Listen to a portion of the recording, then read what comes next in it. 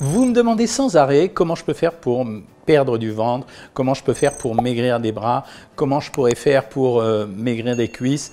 C'est sans arrêt cette question et j'ai décidé de vous répondre aujourd'hui. Bienvenue sur la chaîne Jean-Michel Cohen, la chaîne où on ne parle que de nutrition, où on ne vous prend pas pour des patates. C'est un truc, c'est sans arrêt. Comment je peux faire pour perdre du ventre, comment je peux faire pour perdre la graisse des bras, comment je peux faire pour perdre la graisse des cuisses. Et donc cette question elle revient sans arrêt et très souvent jusqu'à présent je n'ai pas vraiment répondu et en fait je me suis rendu compte que ça vous intéresse vraiment déjà parce qu'il y a un paquet de vidéos sur YouTube là-dessus et certaines que j'ai vues sont exclusivement consacrées au sport, d'autres que j'ai vues ont donné des conseils alimentaires et alors là les mecs... Alors je voudrais commencer d'abord par un petit rappel. Qu'est-ce que c'est la graisse? La graisse c'est un tissu qui est situé sous la peau et c'est un tissu qui est fait de cellules et à l'intérieur de ces cellules on trouve ce qu'on appelle les triglycérides. Les triglycérides c'est de la graisse et c'est un tissu qui est important pour deux raisons. La première raison c'est parce que c'est un tissu qui nous protège, il nous protège du froid mais il nous protège aussi contre les agressions. Quand quelqu'un a un coup de couteau, il ne peut réparer la cicatrice que s'il a de la graisse et plus récemment, on a découvert que c'était un tissu hormonal, c'est-à-dire qu'il sécrétait. Alors il sécrète plusieurs types d'hormones, mais en particulier deux hormones, gréline et leptine, qui sont les hormones de la satiété et de l'appétit, donc vraiment important. Et la deuxième chose, c'est que c'est un tissu qui peut sécréter également des œstrogènes. C'est pour ça, j'en profite pour le rappeler, quand une femme arrive au moment de la ménopause, attention, en cas de surpoids, ne pas prendre de traitement à base d'œstrogènes parce que vous en avez déjà. Deuxième chose, comment se forme la graisse qu'on a sur notre corps? Alors on considère en moyenne que quelqu'un doit avoir grossièrement 18% de graisse dans son corps. C'est-à-dire si je fais 60 kg, je devrais avoir à peu près 10 kg de graisse. Pourquoi? Parce que justement cette graisse elle est importante, qu'on en a besoin pour couvrir le corps et couvrir les muscles. Pourquoi on a de la graisse à certains endroits? Alors il y a deux choses, encore une fois. La première chose, c'est la morphologie individuelle. Ça veut dire que vous êtes né de deux parents et que dans ces deux parents, certains vous ont fait un legs génétique, c'est-à-dire que la disposition de la graisse, elle se fait particulièrement en fonction de votre sexe, si vous êtes une femme, et de la graisse chez vos parents. C'est-à-dire que si par exemple vous avez une maman qui a une grosse culotte de cheval ou des gros bras, il y a quand même beaucoup de chances pour qu'à la génération suivante, on retrouve exactement la même chose. Qu'est-ce qu'il me veut celui-là? Gourmand. Et alors on est romantique aussi, on n'est pas que de la chair et du poil. Donc la graisse, elle se dispose de deux façons.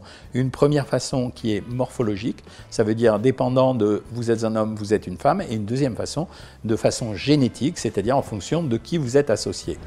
Cette graisse, comment elle se constitue? Alors vous avez un capital graisseux de départ qui s'est formé comme je viens de vous l'expliquer, et après quand vous allez prendre du poids, ce qui intéresse toutes les personnes qui font des régimes, eh bien cette graisse, elle va se répartir là où elle peut.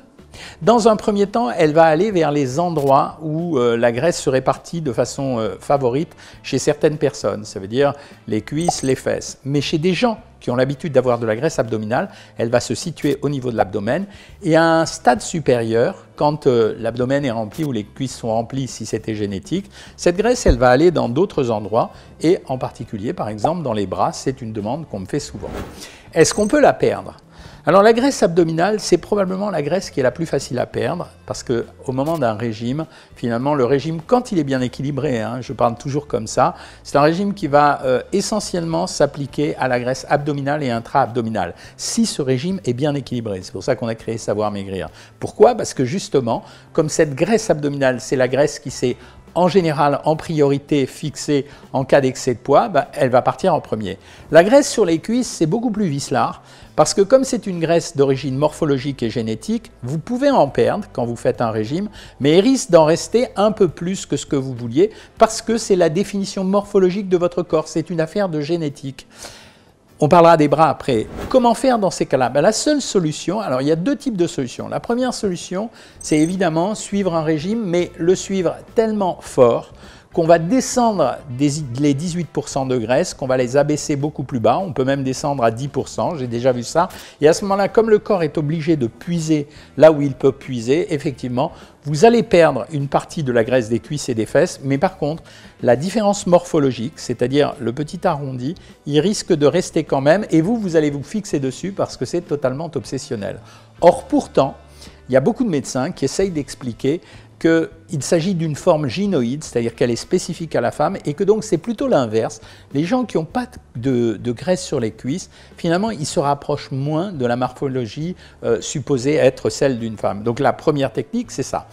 C'est donc d'abaisser tellement fort le poids que justement on va puiser là où sont les graisses, même là où on n'a pas l'habitude d'aller chercher. La deuxième technique, elle concerne tous ceux qui vous donnent des exercices sur le web.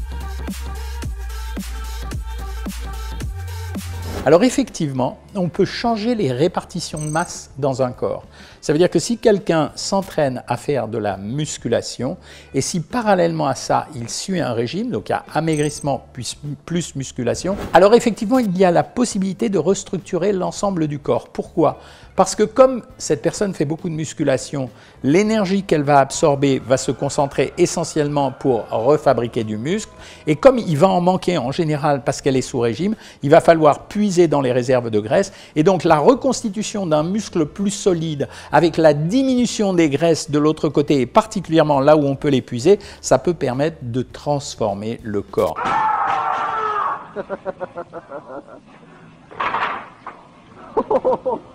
Mais là, il s'agit d'une opération complète de transformation. Ça veut donc dire travail, régularité, régime bien équilibré, exercice de sport sous la conduite d'un professionnel. On en a plein sur le web d'ailleurs et ils le font très très bien.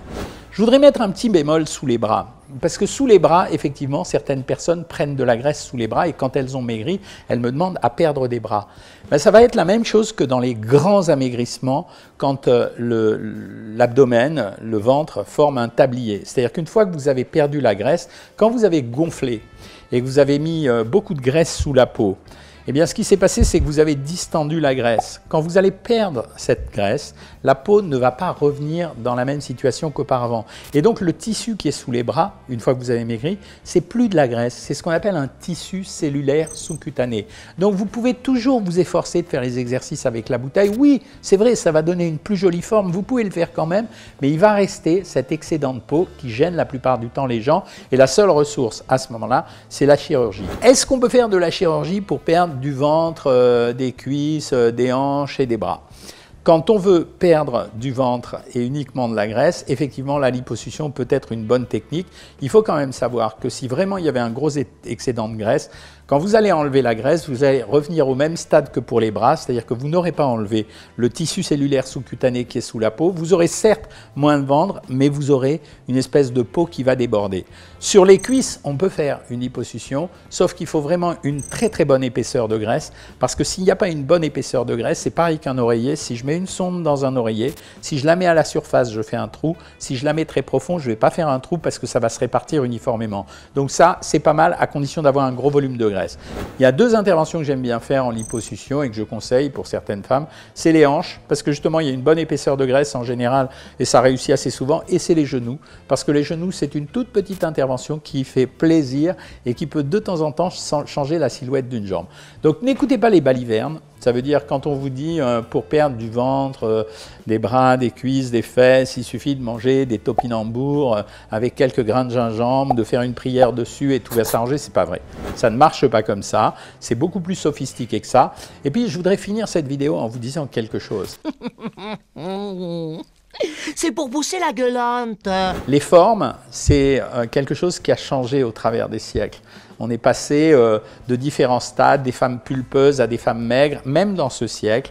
On est passé de Marilyn Monroe à Kate Moss, de Monica Bellucci à Carla Bruni. On avait la shrimp dans les premiers temps. Ça veut dire que le plus important pour moi, c'est de s'approprier ces formes et ne croyez pas que la séduction ne peut provenir que de la silhouette ou des formes. La séduction, c'est encore autre chose. Un beau sourire, des yeux qui pétillent et une éloquence certaine. Et je vous assure que vous pouvez être séduisant même avec quelques centimètres de graisse en plus. Voilà, j'espère que j'ai répondu à vos questions. Je sais que vous allez m'envoyer plein de commentaires, donc n'hésitez pas, vous commentez, vous likez, vous partagez, vous mettez des pouces bleus si vous avez envie. Et puis surtout, vous me donnez d'autres idées pour les vidéos parce que je suis là pour vous servir et vous rendre service au prorata des connaissances que j'ai. Et quand je commets quelques petites erreurs, n'hésitez pas à me le dire, ça vous fera plaisir. À bientôt les amis!